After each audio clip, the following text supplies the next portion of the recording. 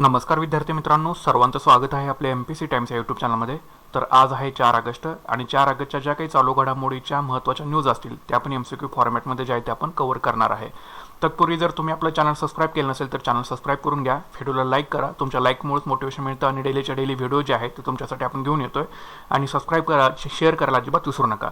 तर सुरुवात करूया। तर बघा, पहिला प्रश्न काय आहे, ना. दो महानोर यांना कोणत्या कादंबरीसाठी महाराष्ट्र शासनाचा पुरस्कार मिळाला होता? ना. दो महानोर यांना कोणत्या कादंबरीसाठी महाराष्ट्र शासनाचा पुरस्कार जो आहे तो मिळालेला होता? तर याचं करेक्ट आन्सर आहे ते आहे पर्याय क्रमांक 2, गांधारी या कादंबरीसाठी ना. दो महानोर यांना महाराष्ट्र शासनाचा जो आहे तो पुरस्कार मिळालेला होता। ठीक आहे। तर आता ना. दो महानोर म्हणजे यांचं पूर्ण नाव काय आहे? तर नामदेव धोंडो महानोर। नामदेव धोंडो महानोर त्यांचा जन्म 16 सप्टेंबर 1942 रोजी पळसखेड, जिल्हा छत्रपती संभाजीनगर, म्हणजे आपलं जुनं जे नाव आहे औरंगाबादमध्ये त्यांचा जन्म जो आहे हा झालेला होता। ठीक आहे, पळसखेड या गावी। ना. दो महानोर यांना गांधारी कादंबरीसाठी महाराष्ट्र शासनाचा पुरस्कार जो आहे हा मिळालेला होता। ठीक आहे, कुठल्या कादंबरीसाठी? गांधारी या कादंबरीसाठी, लक्षात ठेवायचं आहे। आता यांच्याबद्दल डिटेलमध्ये माहिती जी आहे ते आपल्याला बघणं गरजेचं आहे। यांचं नुकतंच निधन झालेलं आहे। तर तुम्हाला कोणतेही विचारतील यापैकी कुठल्या कविता त्यांनी लिहिलेल्या आहेत, कुठल्या कादंबरी लिहिलेल्या आहेत, त्यांना कुठले कुठले पुरस्कार मिळालेले होते हे तुम्हाला माहीत असणं गरजेचं आहे। तर पटकन आपण याची उजळणी करून घेऊया। तर कविता बघा, रानातल्या कविता 1967 याला केशवसूत जन्मशताब्दी विशेष काव्य पुरस्कार महाराष्ट्र सरकारचा मिळालेला आहे। नंतर वही याला काव्य पुरस्कार महाराष्ट्र सरकारचा मिळालेला आहे, 69 साली लिहिली होती। नंतर पावसाळी कविता, अजिंठाची दीर्घ कविता, तर याचं इंग्रजी आणि हिंदी भाषांतर नितीन देसाई निर्मित मराठी चित्रपटामध्ये केलेलं होतं। नंतर प्रार्थना दयाघना 1990 महाराष्ट्र सरकारचं 4 महत्त्वाचे पुरस्कार याला मिळालेले आहेत। नंतर पक्ष्यांचे लक्ष थवे 1990 हा 100 निवडक कवितांचा संग्रह आहे। नंतर पानझड 1997 महाराष्ट्र सरकारचे इतर 3 पुरस्कार याला मिळालेले आहेत। तिची कहाणी 1999 महाराष्ट्र फाउंडेशनचा विशेष पुरस्कार याला मिळालेला आहे। गाथा शिवरायांची 1999 छत्रपतींवरील 20 कवितांचे संगीतबाद्य काव्य याच्यामध्ये आहे। नंतर जगाला प्रेम अपवी हे 2004 साने गुरुजी जन्मशताब्दी काव्य पुरस्कार जो याला मिळालेला आहे।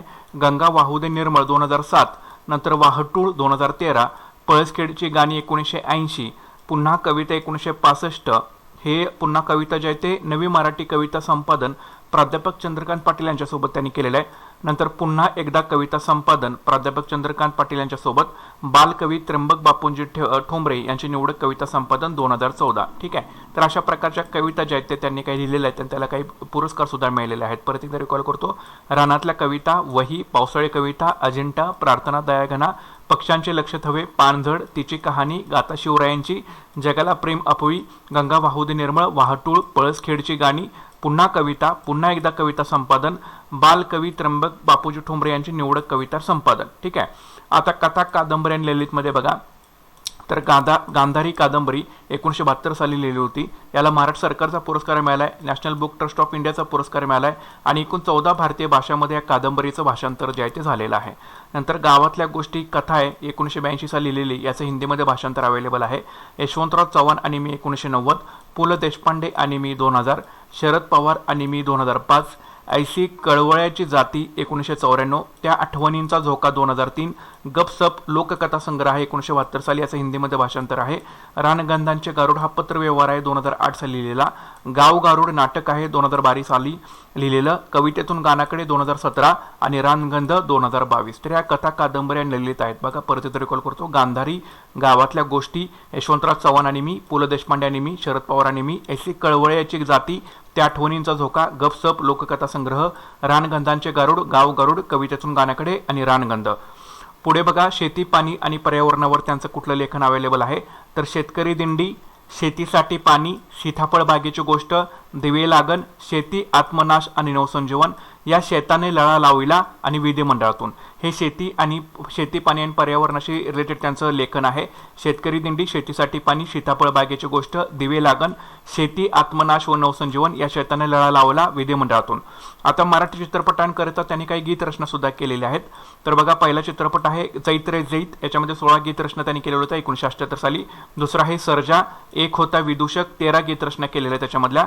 अबोली 1994, मुक्ता 1995, दोघी 1996, थांग 2005, मालक 2015, उरुस 2008, अजिंठा 2011, यशवंतराव चव्हाण बखरेका वादळाची 2012. याच्यामध्ये 12 गीतरचना त्यांनी लिहिल्या आहेत. 8 चित्रपट गीतांना याच्यामध्ये पुरस्कार सुद्धा मिळालेला आहे.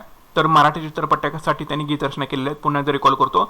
जैत रे जैत, सर्जा, एक होता विदूषक, अबोली, मुक्ता, दोघी, थांग, मालक, उरुस, अजिंठा आणि यशवंतराव चव्हाण बखरेका वादळाची. आता त्यांची काही सांस्कृतिक क्षेत्रामध्ये नियुक्ती झालेली आहे. तर बघा, महाराष्ट्र सरकार राज्यपाल नियुक्त ते होते 1978 ते 84 या सालामध्ये. ठीक आहे, राज्यपाल नियुक्त कोण ते आमदार होते 1978 ते 84. नंतर विधान परिषद आमदार 1990 ते 95. महाराष्ट्र शासनाचा चित्रपट नाट्य आणि सांस्कृतिक कार्य सदस्य होते 1978 ते 84. आणि साहित्य संस्कृती मंडळ महाराष्ट्र राज्यावरती होते ते 1984 ते 94 या सालामध्ये. ठीक आहे, तर हे सदस्य होते साहित्य संस्कृती मंडळ महाराष्ट्र राज्य सदस्य. तर यात तुम्हाला माहिती असेल सांस्कृतिक क्षेत्रामध्ये त्यांची कुठे कुठे नियुक्ती झालेली आहे. तर महाराष्ट्र सरकार राज्यपाल नियुक्त होते ते 1978 ते 84. विधान परिषदेचे आमदार, महाराष्ट्र शासन चित्रपट नाट्य व सांस्कृतिक कार्याचे सदस्य आणि साहित्य संस्कृती मंडळ महाराष्ट्र राज्याचे सदस्य. नंतर पुढे बघा, त्यांच्या कविता आणि काही विशेष गीत रचना ज्या ध्वनिपित्या आहेत तर त्यांच्या हे तुम्हाला माहीत असू दे.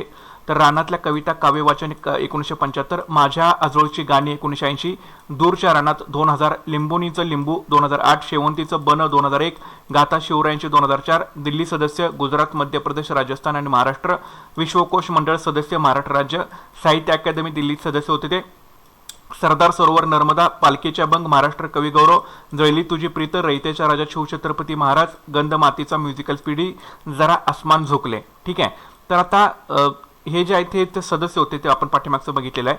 तर कविता कुठल्या आणि विशेष गीतरचना कुठल्या होत्या. तर रानातल्या कविता काव्यवाचन, माझ्या आजोळची गाणी, दूरच्या रानात, लिंबोनीचं लिंबू, शेवंतीचं बन, गाथा शिवरायांची.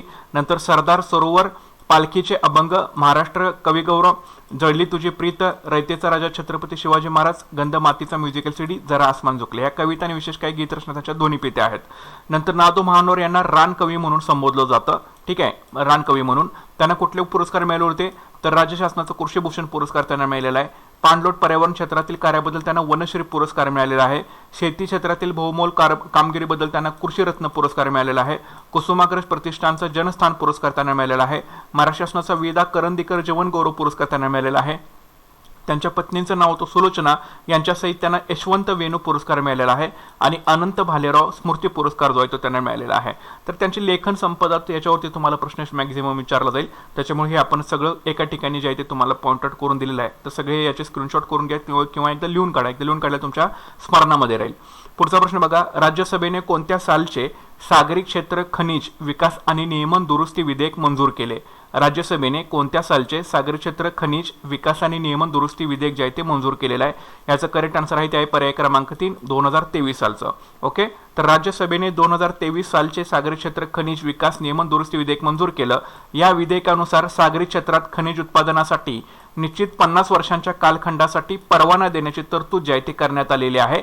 उत्पादन परवान्याच्या नूतनीकरणाची तरतूद जी आहे ती काढून टाकलेली आहे आणि त्याऐवजी सलग 50 वर्षांचा कालावधी जो आहे तो देण्यात आलेला आहे. फक्त अणुप्रकल्प, आवश्यक खनिजांच्या बाबतीत शोधाचा परवाना किंवा उत्पादन परवाना हा सरकारला किंवा सरकारी संस्थेला या विधेयकानुसार देण्यात येणार आहे. आणि लोकसभेने ऑलरेडी याला मंजूर दिलेला आहे, तर राज्यसभेने सुद्धा याला मंजुरी जी आहे ती दिलेलं आहे. ठीक आहे, तर हे अशा पद्धतीचं सागरी क्षेत्र खनिज विकास आणि नियमन दुरुस्ती विधेयक आहे 2023 सालचं.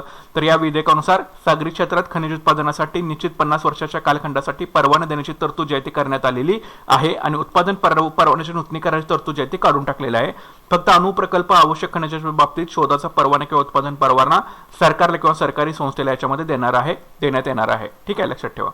पुढचा प्रश्न बघा, अमृत वृक्षा आंदोलन उपक्रम कोणत्या राज्यात जो आहे तो राबवला जाणार आहे. अमृत वृक्षा आंदोलन उपक्रम कोणत्या राज्यात राबवला जाणार आहे. याचं करेक्ट आन्सर आहे पर्याय क्रमांक 2 आसाम. तर आसाम सरकारने अमृत वृक्षा आंदोलन नावाचा एक मोठा उपक्रम जाहीर करून आपले वनक्षेत्र वाढवण्यासाठी आणि हवामान बदलाचा सामना करण्याच्या दिशेने एक महत्त्वपूर्ण पाऊल उचललेलं आहे. आणि या महत्त्वाकांक्षी प्रकल्पात सप्टेंबरमध्ये एका दिवसात 1 कोटी रोपे लावण्याचे उद्दिष्ट आहे, जे राज्याच्या हरित अर्थव्यवस्थेला चालना देण्यासाठी आणि ग्लोबल वॉर्मिंगच्या लढ्यात योगदान देण्याच्या प्रयत्नामुळे एक महत्त्वपूर्ण टप्पा म्हणून ओळखला जाईल. ठीक आहे, तर अमृत वृक्षा आंदोलन हे उपक्रम कुठल्या राज्यात राबवलं जाणार आहे. आसाम. आणि प्लस आसामचे जे मुख्यमंत्री आहेत हेमंत बिस्वा शर्मा यांनी अमृत वृद्धी आंदोलन ऍप सुद्धा लॉन्च केलेलं आहे. तर हे सुद्धा तुम्ही लक्षात ठेवा. ठीक आहे, आसामचे मुख्यमंत्री कोण आहेत. हेमंत बिस्वा शर्मा यांनी अमृत वृद्धी आंदोलन हे सुद्धा ऍप जे आहे ते लॉन्च केलेलं आहे. पुढचा प्रश्न बघूया. अड्डी पेरुकू हा सांस्कृतिक महोत्सव कोणत्या राज्यात साजरा केला जातो? याचं जे करेक्ट आन्सर आहे ते आहे पर्याय क्रमांक 2 तामिळनाडू. तर अड्डी अरुकू हा सांस्कृतिक महोत्सव तामिळनाडू या राज्यामध्ये साजरा केला जातो. तर तामिळ सांस्कृतिक समुदाय पावसाळ्याच्या ऋतूचा आणि जमिनीच्या सुपीकतेचा सन्मान करण्यासाठी आदी पेरुक्कू, ज्याला पाथिनेटम पेरुक्कू असेही म्हटलं जातं, हा सण साजरा करतात. ठीक आहे. नंतर अड्डी पेरुक्कू हा 3 ऑगस्ट रोजी साजरा केला जातो. पारंपरिकपणे जुलैच्या उत्तरार्धात किंवा ऑगस्टच्या सुरुवातीस साजरा केला जाणार हा उत्सव पाणवठ्याप्रती कृतज्ञता व्यक्त करण्यासाठी केंद्रस्थानी असतो, कारण आडीचा संपूर्ण महिना पावसाळ्याच्या प्रारंभाचा शुभारंभ जो आहे हा मानला जातो. तर आडी पेरुका सांस्कृतिक महोत्सव कुठल्या राज्यात साजरा केला जातो? तुमचं उत्तर असलं पाहिजे तामिळनाडू या राज्यामध्ये साजरा केला जातो. तर दुसरं नाव काय आहे? पाथिनेटम पेरुकू असं द्यायला म्हटलं जातं. पुढचा प्रश्न बघूया. डोक्सुरी या चक्रीवादळामुळे कोणत्या देशात 140 वर्षातील सर्वाधिक पाऊस पडला? हे डोक्सुरी नावाचं चक्रीवादळ आहे की याच्यामुळे कुठल्या देशात 140 वर्षातील सर्वाधिक पाऊस पडला? याचं करेक्ट आन्सर आहे पर्याय क्रमांक 1 चीन या देशामध्ये.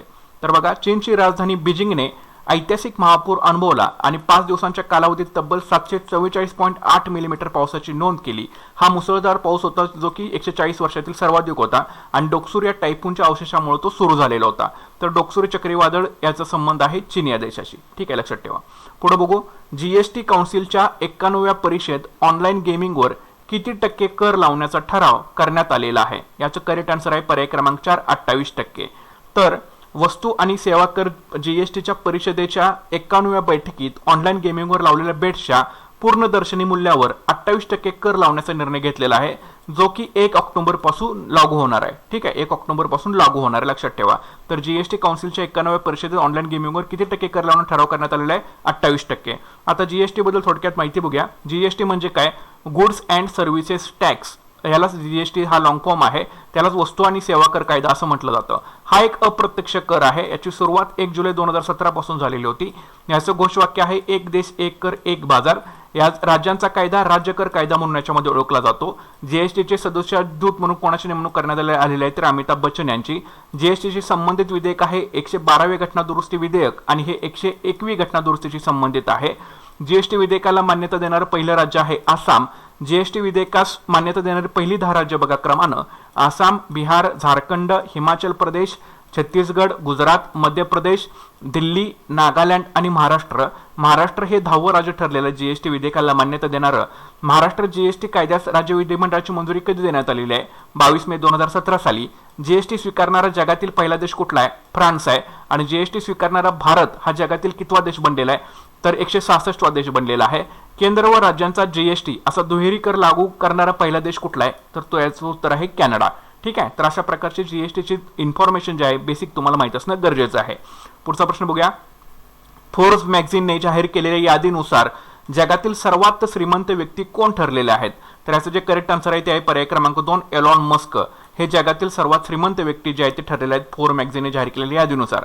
तर या यादीची पहिली आवृत्ती जी आहे ही 1987 मध्ये प्रकाशित करण्यात आलेली होती. कधी? 1987 साली प्रकाशित करण्यात आलेली होती. आता या यादीतले पहिले 10 श्रीमंत बघा कोण कोण आहेत. तर संपत्ती, त्यांचं नाव, संपत्ती आणि संयुक्त राष्ट्र त्यांचं राज्य कुठलं आहे ते. ठीक आहे. तर एलॉन मस्क यांची संपत्ती आहे 240.7 अब्ज डॉलर्स. ठीक आहे, 240.7 अब्ज डॉलर्स. तर हे संयुक्त राष्ट्र अमेरिकेचे आहेत. दुसरे आहेत Bernard Arnault and family, 231.4 dollars, France. आता एकमेव याच्यामध्ये तुम्हाला फ्रान्स या देशामध्ये दिसत आहेत, बाकीचे सगळे संयुक्त राष्ट्र अमेरिकेमधले आहेत. जेफ बेझोस यांची संपत्ती आहे 154.9 अब्ज डॉलर्स. लॅरी एलिसन यांची संपत्ती 146.1 अब्ज डॉलर्स. बिल गेट्स 119.3 अब्ज डॉलर्स. वॉरन बफेट 117.4 अब्ज डॉलर्स. मार्क झुकरबर्ग 115.2 अब्ज डॉलर्स.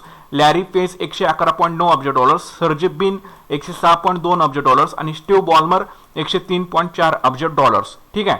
तर हे पहिले 10 क्रमांक लक्षात ठेवा. एलॉन मस्क आहे, दुसरे आहे बर्नार्ड अर्नोल्ड अँड फॅमिली, तिसरे आहेत जेफ बेझोस, चौथे आहेत लॅरी एलिसन, 5वे आहेत बिल गेट्स, 6वे आहेत वॉरन बफेट, 7वे आहेत मार्क झुकरबर्ग, 8वे आहेत लॅरी पेज, 9वे आहेत सर्जी बिन आणि 10वे आहेत स्टीव्ह बॉल्मर. ठीक आहे. पुढचा प्रश्न बघा. हाऊ प्राईम मिनिस्टर डिसाइड हे पुस्तक कोणी लिहिलेलं आहे? हाऊ प्राईम मिनिस्टर डिसाइड हे पुस्तक कोणी लिहिलेलं आहे? तर याचं करेक्ट आन्सर आहे पर्याय क्रमांक 4 निर्जा चौधरी यांनी हे पुस्तक लिहिलेलं आहे. तर ज्येष्ठ पत्रकार आहेत त्या निर्जा चौधरी यांचं हाऊ प्राईम मिनिस्टर डिसाइड नावाचं पुस्तक जे ते प्रकाशित झालेलं आहे. आणि माजी पंतप्रधान इंदिरा गांधी यांचे अनेक RSS नेत्याचे चांगले संबंध होते, परंतु त्यांनी संघटना आणि स्वतःमध्ये अंतर ठेवले होते असा दावा ह्या पुस्तकामध्ये जो आहे तो करण्यात आलेला आहे. So how prime minister decided पुस्तक कोणी लिहिलं आहे? निर्जा चौधरी यांनी लिहिलेलं आहे. ठीक आहे, लक्षात ठेवा. पुढचा प्रश्न बघा. सामाजिक सुरक्षा योजनेची व्याप्ती असंघटित कामगारांच्या 50 अधिक श्रेणीमध्ये कोणत्या सरकारने नुकतीच वाढवलेली आहे? ठीक आहे, सामाजिक सुरक्षा योजनेची व्याप्ती असंघटित कामगारांच्या 50 अधिक श्रेणीमध्ये कोणत्या सरकारने जे आहे ते नुकतीच वाढवलेली आहे? याचं जे करेक्ट आन्सर आहे ते पर्याय क्रमांक 4 ओडिसा. ठीक आहे, ओडिसा. तर बघा, ओडिसा सरकारनं सामाजिक सुरक्षा योजनेची व्याप्ती असंघटित कामगारांच्या 50 अधिक श्रेणीमध्ये वाढवलेली आहे, ज्यात डिलिव्हरी बॉय, बोटमन आणि फोटोग्राफर यांचा समावेश आहे. या योजनेचा उद्देश अपघाती किंवा नैसर्गिक मृत्यू झाल्यास आर्थिक सहाय्य प्रदान करणे असा आहे. ठीक आहे, तर हे लक्षात ठेवा. तर सामाजिक सुरक्षा योजनेची व्याप्ती असंघटित कामगारांच्या 50 अधिक श्रेणीमध्ये कोणत्या सरकारने वाढवली? ओडिसा. आणि याच्यामध्ये कोणा समावेश आहे? डिलिव्हरी बॉय, बोटमन आणि फोटोग्राफर. उद्देश काय? अपघाती किंवा नैसर्गिक मृत्यू झाल्यास आर्थिक सहाय्य प्रदान करणे. पुढचा प्रश्न बघा. जागतिक फिनटेक दिवस हा कधी साजरा केला जातो? जागतिक फिनटेक दिवस हा कधी साजरा केला जातो? याचं करेक्ट उत्तर आहे पर्याय क्रमांक 1 ऑगस्ट रोजी. तर जागतिक फिनटेक दिवस दरवर्षी 1 ऑगस्ट रोजी साजरा केला जातो. आर्थिक तंत्रज्ञान आणि त्याचा जागतिक आर्थिक उद्योगावर होणारा परिवर्तनात्मक प्रभाव म्हणून हा दिवस दरवर्षी 1 ऑगस्ट रोजी जगभरामध्ये साजरा केला जातो, जागतिक फिनटेक दिवस. ठीक आहे, तर अशा प्रकारचे 10 प्रश्न आहेत. व्हिडिओ तुम्ही सारखा रिवाइज करून ऐका. व्हिडिओला जास्तीत जास्त लाईक करा. नक्कीच तुम्ही कॉमेंट करत चला. तुमच्या चांगल्या कॉमेंट्समुळे आणि तुमच्या लाईक्समुळेच मोटिवेशन मिळतं. डेलीचे डेली तुमचे व्हिडिओ जे आहेत चांगल्या पद्धतीने डीपमध्ये आपण कव्हर करण्याचा प्रयत्न करतोय. ओके, तर भेटूयात पुढच्या लेक्चरमध्ये. Thanks for watching guys and all the best.